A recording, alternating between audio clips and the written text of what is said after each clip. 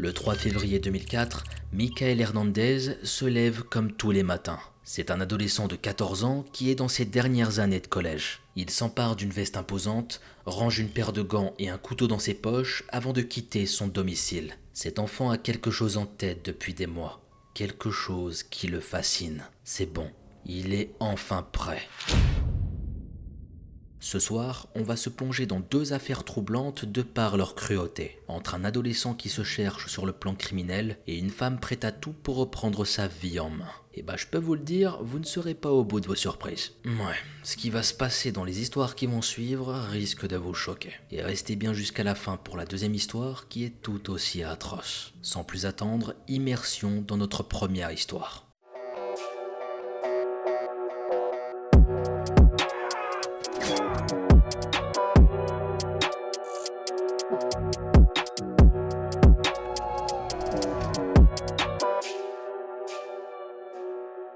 On se dirige aux États-Unis, dans la ville de Palmetto Bay, en Floride. Palmetto Bay est une petite ville d'environ 24 000 habitants, à une trentaine de minutes de Miami. C'est une journée habituelle au sein du collège Southwood en ce début février 2004. Les élèves se retrouvent avant les cours, discutent, envisagent déjà les plans pour la fin de journée. Cependant, l'établissement se retrouve assez vite perturbé. Une rumeur se répand dans les couloirs, parmi les élèves, puis le personnel. Un corps aurait été aperçu dans les toilettes des garçons. Les élèves n'ont plus le droit d'y entrer. L'endroit a été verrouillé. La police et les secours qui débarquent sur les lieux vont confirmer ce qui a été dit. Les toilettes des garçons concernés sont fermées afin que personne en dehors des forces de l'ordre ou du personnel médical puisse passer. Le corps est celui de James Goff, un garçon de 14 ans. La victime a subi une terrible attaque. Elle a de nombreuses traces de coups portés à l'arme blanche au niveau du cou, provoquant une importante perte de sang. James est directement transporté dans un hôpital proche et il est déclaré mort. Et en parallèle de la macabre découverte,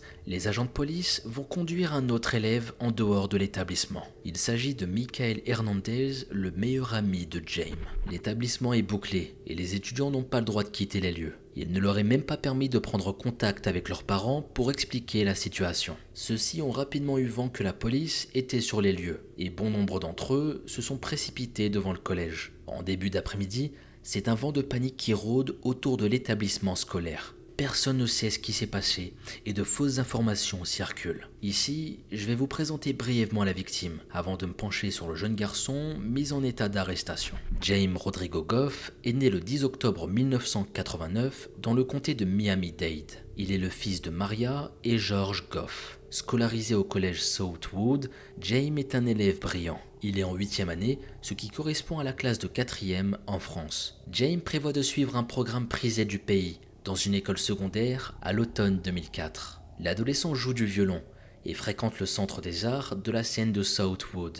James passe beaucoup de temps sur son ordinateur et il aime beaucoup les jeux vidéo. Il était fan des Tortues Ninja et des épées japonaises. Quelque temps avant sa mort, il s'est inscrit à un programme de conditionnement physique dans un centre sportif. Son entourage le décrit en des termes positifs. Un garçon heureux, poli, drôle qui aime les animaux. James est plutôt réservé, mais il discute facilement avec les personnes qu'il connaît. Il a plusieurs amis avec qui il aime faire ses devoirs et jouer aux jeux vidéo. Son ami Michael Hernandez est un adolescent de 14 ans. Il est le fils de Cathy et Manny Hernandez.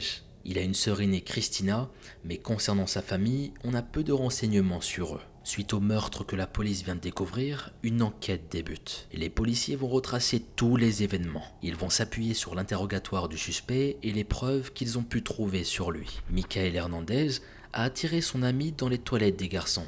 Les deux adolescents sont allés dans la cabine la plus grande, sous prétexte que Michael devait montrer quelque chose à son ami. Michael demande à James de se retourner, afin qu'il ne voie pas ce qu'il était en train de faire. Le jeune garçon en profite pour enfiler des gants et pour sortir son couteau de sa poche. Il a ensuite mis sa main sur la bouche de James et a commencé à lui trancher la gorge. James aurait résisté face à l'attaque, suppliant Michael de l'épargner. Ce dernier a prétendu qu'il ne le tuerait pas si James coopère. L'adolescent a cru son ami, mais c'était en fait un piège. Michael s'acharne sur James, ciblant ses gestes sur son cou et sa jugulaire. Par la suite, l'assaillant récupère ses gants. Il range son couteau qui est désormais caché dans sa poche. Michael essuie le sang sur sa veste avant de sortir des toilettes et de se rendre en cours. C'est une enseignante du collège qui a pris contact avec la police. Elle a constaté que Michael avait des taches de sang sur sa chemise. La rumeur s'est rapidement répandue dans l'établissement qu'un corps avait été retrouvé dans les toilettes des garçons. Michael Hernandez est arrêté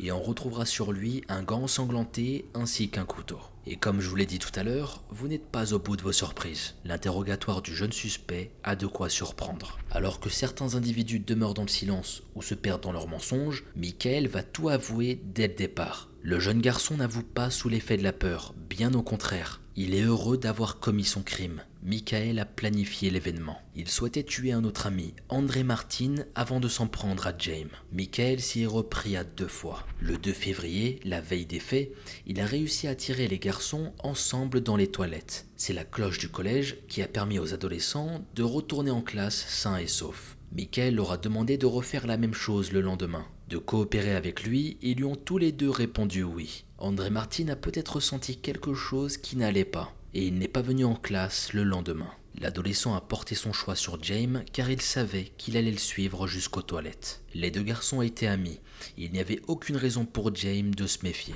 Les policiers qui l'interrogent demandent à Michael s'il considère que son acte était bien ou mal. L'adolescent surprend une fois de plus par sa réponse. Il ne considère pas l'action bonne ou mauvaise, et selon lui, il n'a pas de raison d'exprimer le moindre remords. Des affaires de Michael sont récupérées chez lui, et permettent d'en savoir un peu plus sur le jeune garçon. Les enquêteurs remarquent que l'adolescent avait une obsession pour les meurtres, les tueurs en série, ainsi que les séries et images violentes. Michael passait des heures sur internet à se documenter sur les pires crimes commis. Et que ça vous donne pas des idées à regarder mes histoires criminelles sur ma chaîne.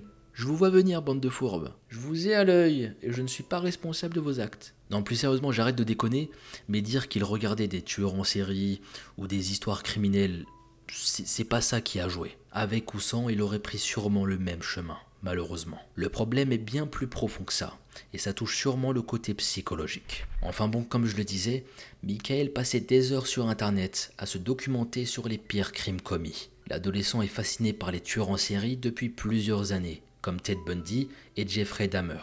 Il avait pris l'habitude d'écrire dans des carnets, une sorte de journal intime. L'adolescent s'est senti investi d'une mission particulière, celle de nettoyer la planète en tuant. En bas d'une feuille, il a même inscrit « Je vais devenir tueur en série », indiquant son intention d'entrer dans l'histoire criminelle à son tour. Inspiré par toutes ces influences, Michael a rédigé sa propre liste de choses à faire s'il envisageait de tuer quelqu'un. Il a mis plusieurs noms qu'il avait pour cible, comme ses amis James et André, ainsi que sa sœur qui est à l'université au moment des faits. Dans les mois qui ont précédé les faits, l'adolescent ne parlait pas beaucoup à ses parents. Quand il le fait, c'est à peine s'il les regarde dans les yeux. Michael devient fuyant et il a la tête ailleurs. Outre son obsession grandissante pour les meurtriers et les tueurs en série, le garçon s'intéresse à la musculation. Michael s'impose une routine stricte, mange les mêmes choses, fait des listes pour tout ce qui touche à son quotidien ou à ce qu'il aime. Il demande des compléments pour sa routine sportive et ses parents finissent par accepter d'en acheter. Une proche de la famille Hernandez a été diagnostiquée d'un trouble obsessionnel compulsif. Les parents de Michael se demandent si leur fils n'est pas concerné. Manny, la mère, envisage de conduire l'adolescent auprès d'un psychologue, ce qu'il n'a jamais accepté. Michael Hernandez est condamné pour meurtre au premier degré concernant l'affaire James Goff en 2008. Le jeune homme reçoit une condamnation à la prison à vie. Il aura aussi une peine supplémentaire de 30 ans pour la tentative de meurtre d'André Martin. Les jurés ont rejeté la demande d'aliénation mentale de l'accusé. En 2016, 8 ans après le procès, une nouvelle audience de détermination de peine est demandée par la Cour suprême des États-Unis. Cette dernière a statué en 2012 que les mineurs ne pouvaient pas recevoir une condamnation à perpétuité sans possibilité de libération conditionnelle. C'est une exigence qui est également inscrite dans la loi de l'État de Floride, dans lequel réside et a été jugé l'accusé. Même si Michael Hernandez a été jugé en 2008, cette demande a pu intervenir de manière rétroactive, permettant à des affaires un peu plus anciennes d'être rejugées. L'homme assure que c'est un autre homme depuis le début de son incarcération. Ouais, je sais pas ce que vous en pensez, mais j'y crois moyen. On a l'impression qu'il essaie de jouer les mesquines pour réduire sa peine. Moi perso, je le vois comme ça. Après, peut-être que je me trompe, mais franchement, je pense pas. Il va faire une demande de libération anticipée en février 2016. Sa propre mère vient témoigner au tribunal dans le but d'aider à réduire la condamnation de son fils. D'après ses dires, le jeune homme devait être aidé avec un traitement plutôt qu'une peine de prison. D'ailleurs, j'ai une question à vous poser ici, et répondez-moi franchement. Demain, vous apprenez que votre fils, que vous aimez énormément, a tué quelqu'un, qu'est-ce que vous faites? Vous apprenez que votre fils est un putain de meurtrier. Qu'est-ce que vous faites, sérieux? Vous êtes encore de son côté et vous le soutenez, ou vous êtes plutôt du côté des proches de la victime? Voici ma question et j'attends vos réponses dans les commentaires. Le débat est lancé, mes amis. On reprend notre histoire. La justice amène des preuves que Michael est une personne dangereuse, notamment le journal que tenait l'accusé à l'adolescence, où il recense la liste de ses futures victimes. La mère du détenu n'avait pas connaissance de ces éléments, que son fils projetait de s'en prendre à sa sœur. Les conversations entre Michael et sa petite amie sont diffusées au cours de l'audience. Il essaie de transmettre son émotion, de raconter comment il a poignardé. Il a également parlé du fait que s'il devenait tueur en série, il devait établir une signature. L'homme avait songé de prélever un œil sur ses victimes et à graver une croix sur leur front. Les procureurs ont compris que Michael Hernandez était véritablement un danger pour la société, même des années après son incarcération. Le juge du comté de Miami-Dade confirme la décision initiale du procès. Michael Hernandez doit bien effectuer une peine de prison à perpétuité. En 2018, une rue de Palmetto Bay est renommée en hommage à James Goff. André Martin, l'ami du garçon et également du meurtrier, est présent lors de la cérémonie d'inauguration. Par la suite, Michael Hernandez décède en prison, et plus précisément en avril 2021, à l'âge de 31 ans. Son décès est officiellement déclaré dans un centre médical de Lake City, à proximité de la prison où il était incarcéré. On envisage pendant un temps que la mort est survenue suite à un surdosage de drogue. Il n'a pas été attaqué par d'autres détenus et il se serait effondré sur le sol sans explication. Une vidéosurveillance de la prison a capturé la scène. Suite à un examen et une enquête, on découvre les causes de la mort de Michael Hernandez. Il souffrait d'obésité morbide et il est décédé d'une dysrythmie cardiaque due à cet état. D'après ce que j'ai pu lire, la nouvelle de la mort de leur fils a vraiment choqué les Hernandez. Je n'ai cependant pas plus d'éléments à ce sujet. Les parents de James Goff accueillent la nouvelle de la mort du meurtrier de leur fils avec émotion, en particulier à l'égard des parents de Michael. Ils leur adressent le message suivant. Madame Hernandez et Monsieur Hernandez, nous ne sommes pas heureux d'apprendre que votre fils est décédé. Malgré ce que nous avons vécu, nous, les parents, nous savons ce que ça fait. Maria et George Goff n'oublient pas leur fils et ils en parlent tous les jours. Si la perte du garçon a été brutale, ils se remémorent de bons souvenirs. Ils se demandent ce que l'adolescent serait devenu aujourd'hui. Le bureau du procureur de Miami-Dade a partagé une communication suite au décès de Michael Hernandez. Le meurtre brutal de James Goff a mis fin à une jeune vie prometteuse et a marqué à jamais sa famille. Pour eux, cette nouvelle doit encore déchirer leur cœur. J'ai toujours pensé que la famille de Michael Hernandez était aussi la victime de Michael. À sa condamnation, la famille de Michael Hernandez a également été marquée par les actions de Michael. Mes condoléances vont aux deux familles. Ici, on voit que la justice est partie dans la même direction que les parents de James Goff. Elle n'a pas oublié les parents de Michael Hernandez, qui se sont retrouvés dans une situation difficile suite à l'acte de leur fils. Concernant André Martin, l'adolescent ayant échappé de justesse à l'attaque de Michael Hernandez, il travaille désormais au sein du département de police de Miami-Dade. Il exerce maintenant en tant qu'enquêteur. En apprenant le décès de Michael Hernandez, il présente ses condoléances à la fois à la famille de la victime, mais également aux parents du condamné. J'envoie à nouveau mes condoléances aux parents de James Goff et à toute sa famille, et également à la famille Hernandez. Ils ne sont pas ceux qui ont commis ce crime, et ils viennent de perdre un proche. Avant de passer à la conclusion finale, on passe directement à notre deuxième affaire. Direction l'Inde, dans la région de l'Uttar Pradesh. On se trouve plus précisément dans le nord du pays, à la frontière du Népal. Ramandeep Kaur Mann est une femme britannique, originaire de la ville de Derby, au Royaume-Uni. Elle est la fille de Amarjit et Paul Mann. Le foyer compte 4 filles, et Ramandeep est la 4e de la fratrie. Le père de famille avait quelques affaires, donc les Mann avaient un certain confort. Ils vivent dans une très belle maison dans la ville de Slug. Ramandeep fait la connaissance de Sukhjit Singh, un homme sikh d'origine indienne. Elle le rencontre à Slug en 2002. Le coup de foudre est immédiat. Sukhjit, que l'on nomme aussi Sonu, est âgé de 20 ans tandis que Ramandeep a 17 ans. L'homme a grandi en Inde avant de s'établir au Royaume-Uni cette même année, rejoignant ainsi sa sœur qui y résidait. Le couple se marie en 2005, 3 ans après leur rencontre. Cela a permis à Ramandeep de suivre des études à l'université de Thames Valley dans le but d'obtenir un diplôme en graphisme. Ramandeep et Sukhjit emménagent au départ dans la ville de Carshalton, dans le sud de Londres où ils possèdent une pizzeria.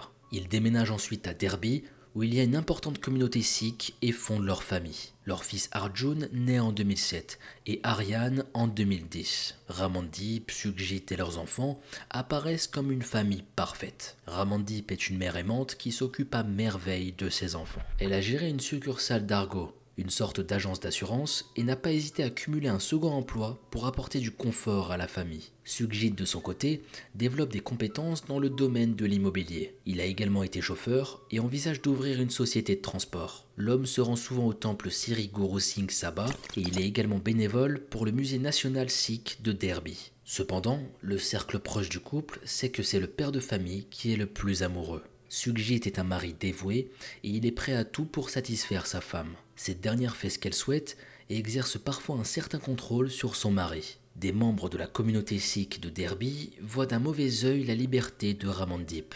Les Sikhs forment une communauté religieuse formée en Inde au XVe siècle. Ramandeep ne se conforme pas toujours à la tradition. Elle porte de beaux vêtements et des bijoux que Sukhjit lui achète, et son mari ne semble pas lui avoir donné de règles. Car oui, il y a certaines règles ou interdictions dans la communauté des Sikhs. Il est notamment interdit de se couper les cheveux et les hommes portent la barbe. La consommation d'alcool, de drogue ou de tabac sont également interdits. Il y a aussi d'autres règles de vie et des rituels à établir, notamment dans la prière. En août 2016, la famille se rend en vacances dans la maison de famille de la mère de Sukhjit. La maison se trouve en Inde, à Basantapur, dans la région de l'Uttar Pradesh. La ville se trouve à environ 450 km au sud de la capitale indienne. C'est l'occasion pour Sukhjit de retrouver ses proches et de présenter ses enfants. Mais le soir du 2 septembre, une tragédie survient. Surjit Singh trouve la mort d'une manière atroce à l'âge de 34 ans. La police est contactée rapidement. Si les premiers soupçons des agents sont dirigés vers l'épouse de la victime, il faut des preuves pour que l'enquête avance. On se rend compte immédiatement que le fils aîné du couple était témoin de l'acte cruel vécu par son père. Le garçon de 9 ans se confie aux enquêteurs et décrit ce qu'il a vu. « Mon père était génial, mais ma mère était mauvaise. Je ne peux plus voir son visage parce qu'elle a tué mon père devant mes yeux. » Quand j'ai entendu ce que le fils a dit pour la première fois, je vous avoue que ça m'a fait de la peine, Meskin. Il fait vraiment de la peine. Voir son père tué par sa propre mère, mais dans quel monde on vit? Il dormait dans la même pièce que son père, pièce dans laquelle l'attaque a eu lieu. Si son petit frère dormait profondément, Arjun a été réveillé par des bruits étranges. Il a vu sa mère en train d'étrangler son père dans le lit conjugal, alors que celui-ci résistait. Un homme du nom de Gurpreet était présent.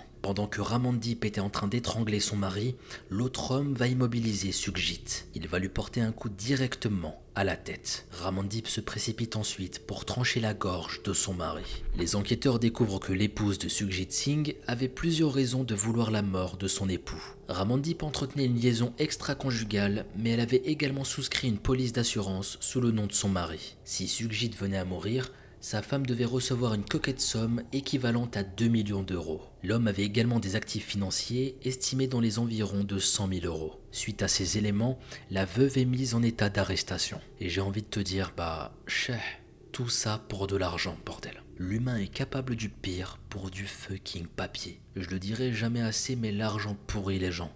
Ça les rend malades. Et là, on a l'exemple parfait de ce que ça peut provoquer. Donc, comme je le disais, elle est arrêtée. Son amant, quant à lui, est interpellé de justesse à l'aéroport, alors qu'il s'apprêtait à embarquer pour un vol pour Dubaï. On découvre au travers du témoignage de Gurpreet de quelle manière la relation a débuté. Ramandeep cachait son jeu depuis un certain temps. Le meurtre de la victime était prémédité de longue date. Les amants pensaient s'enfuir et mener la belle vie avec l'argent de l'assurance vie. Ramandeep, qui était une mère et une épouse dévouée, cachait bien son jeu. Elle entretenait une relation avec Gurpreet depuis fin d'année 2015. L'homme est né à Kapurthala, dans la région du Pendjab, en Inde. Gurpreet est chauffeur de camion, tout comme Sukhjit, et il travaille dans le domaine du bâtiment. La relation entre Ramandeep et Gurpreet a commencé alors que la trentenaire et sa famille se trouvaient en vacances à Dubaï en novembre 2015. La famille en a profité pour rendre visite à Gurpreet Singh, un ami d'enfance de Sukhjit. Contrairement à ce que laisse entendre leur nom de famille,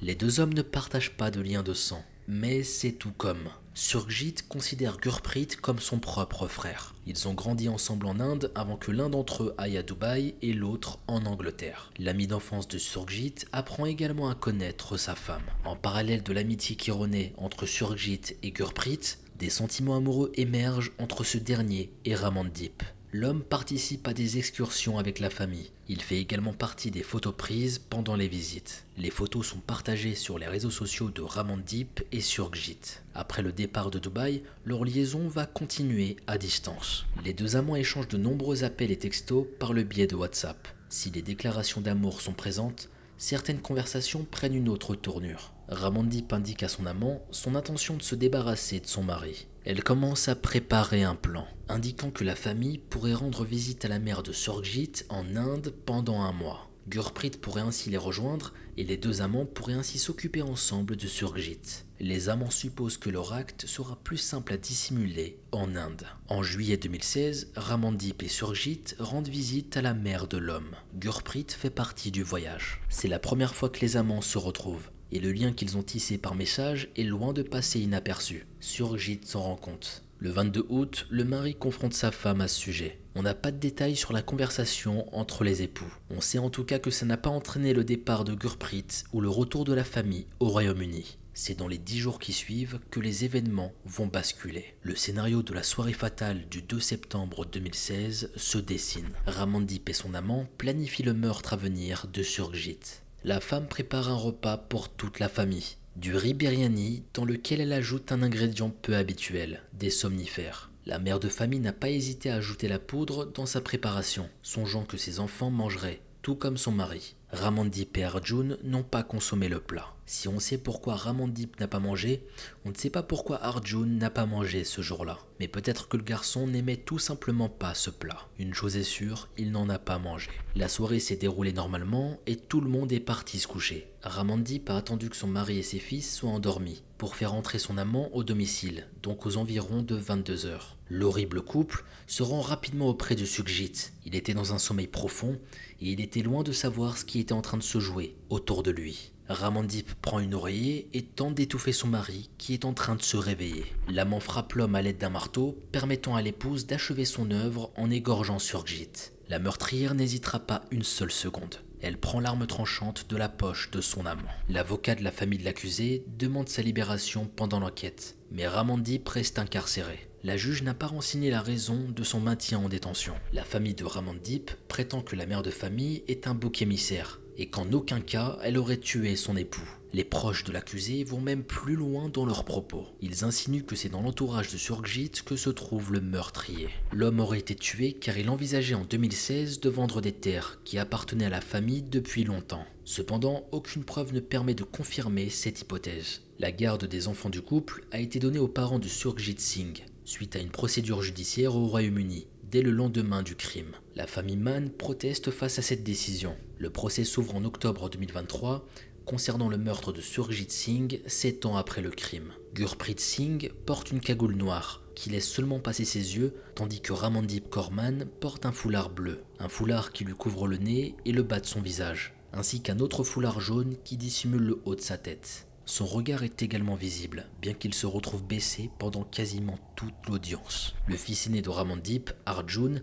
est venu du Royaume-Uni pour témoigner à l'audience en Inde. Le témoin du meurtre a grandi et il a désormais 16 ans. Il parle avec beaucoup de courage de ce qu'il a vu, cette fameuse nuit du 2 septembre 2016. Arjun déclare les choses suivantes. « Je me souviens encore de ce que j'ai vu cette nuit-là. Je suis surtout venu en Inde pour assurer un procès rapide. Je veux que les assassins de mon père soient punis par la loi. Je tiens à souligner le courage de ce garçon qui est immense. Ce qu'il a vécu est juste horrible, alors imaginez tout le process. Le voyage qui a dû être long, et une fois arrivé, il retrouve sa mère qu'il n'a pas vue depuis plusieurs années. Il est face à elle et il doit à nouveau raconter la scène du meurtre. C'est certainement grâce à lui que le procès a pu avoir lieu. Le couple meurtrier est reconnu coupable de meurtre et d'actes criminels. Si Gurpreet Singh écope de la prison à vie assortie d'une amende de 3000 livres, il échappe de justesse à la peine capitale. Ramandip Korman, 38 ans, reçoit la peine la plus lourde. La femme se retrouve condamnée à la peine de mort par pendaison. Lors du verdict, Ramandip Korman clame qu'elle a été piégée. Le juge a conclu le procès en renseignant que l'assassinat de la victime a entraîné la destruction de l'enfance des garçons du couple. Les enfants ont, d'après ses dires, perdu le bonheur qu'ils avaient quand leur père était vivant. L'avocat de la famille Singh, Ashok Khanna, s'exprime dans la presse au sujet du crime. Ce crime est dégoûtant et a été manigancé par Ramandip Man alors qu'elle était au Royaume-Uni et Gurpreet à Dubaï. Gurpreet était comme le frère de son mari. Ils étaient très proches. Sa famille ne peut toujours pas croire qu'il les a trahis comme ça. Et encore une fois, je le répète, pour une putain d'histoire d'argent.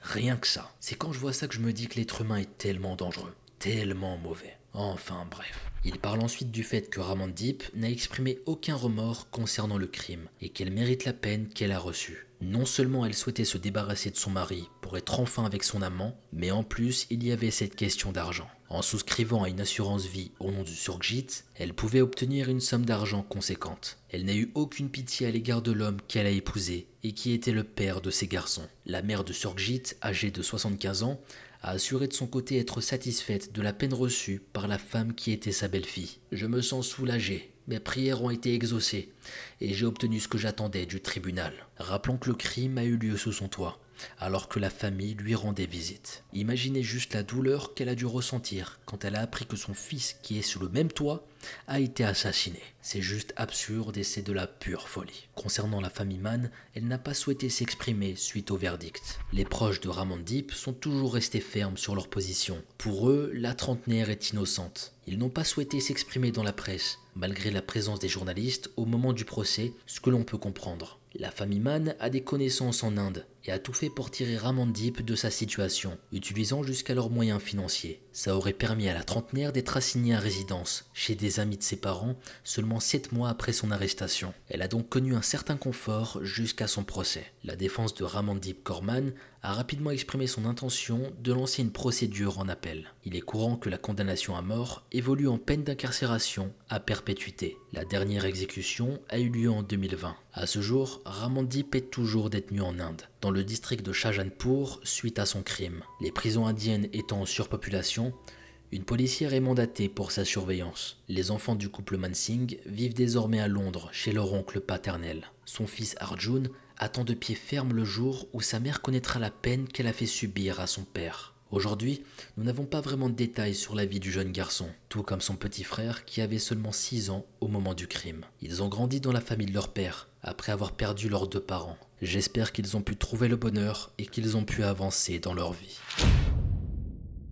On se retrouve enfin après nos 2 histoires. 2 affaires où les meurtriers avaient de sombres plans. Ce qui me choque ici, c'est que dans les 2 cas, ils voulaient passer à l'acte. Et que dans les 2 cas également, il n'y a aucun remords. Michael Hernandez avait de sombres projets depuis plusieurs mois, peut-être même années. Il se sentait investi d'une mission, celle de nettoyer le monde. L'adolescent ne voyait pas le mal dans le fait de tuer des gens, impression qui a perduré à l'âge adulte, alors qu'il était incarcéré. Il ne voyait pas le mal dans le fait d'avoir ôté la vie à son ami. Il envisageait même de tuer sa sœur. Même après plusieurs années derrière les barreaux, il parlait toujours de ses macabres projets. Il se voyait déjà avec sa propre signature, à l'instar des tueurs qu'il idolâtrait. Michael Hernandez est mort en prison après 17 années d'incarcération. Concernant Ramandip Korman, elle était mariée depuis 11 ans au père de ses enfants. Le couple semblait parfait, mais ce n'était qu'une apparence. Ramandip savait que Surjit lui était entièrement dévouée, qu'elle pouvait tout lui demander, mais ça ne lui suffisait pas. Elle a fait la connaissance de son amant au cours de vacances en famille, un homme qui était un ami d'enfance de son mari. La relation a tenu bien après le voyage, éveillant les soupçons de son mari. Tout en jouant profil bas, Ramandip et son amant ont pu mettre en place un plan dans le but de se débarrasser de l'époux gênant. C'était sans compter la présence des enfants, que Ramandip avait tenté de droguer en amont. L'aîné des garçons a assisté à la scène fatale et a permis à la police de mener à bien son enquête. Ramandip Korman est toujours dans le couloir de la mort en Inde. Je tiens à présenter mes condoléances aux proches des victimes. Les parents de James ont été privés d'un fils brillant qui semblait faire l'unanimité dans son entourage. Arjun et Aryan ont perdu leurs 2 parents la même nuit. Leur père est décédé de la main de sa femme et de son ami d'enfance, et leur mère se retrouve à l'étranger, condamnée à mort. Je vous remercie de m'avoir écouté, on arrive à la fin de notre vidéo. J'attends vos avis concernant ces deux affaires dans les commentaires. Il est temps pour moi de vous laisser, bande de fourbes. Sur ce, prenez bien soin de vous et vos proches. Quant à nous, on se retrouve très vite pour une nouvelle vidéo. C'était Mogota.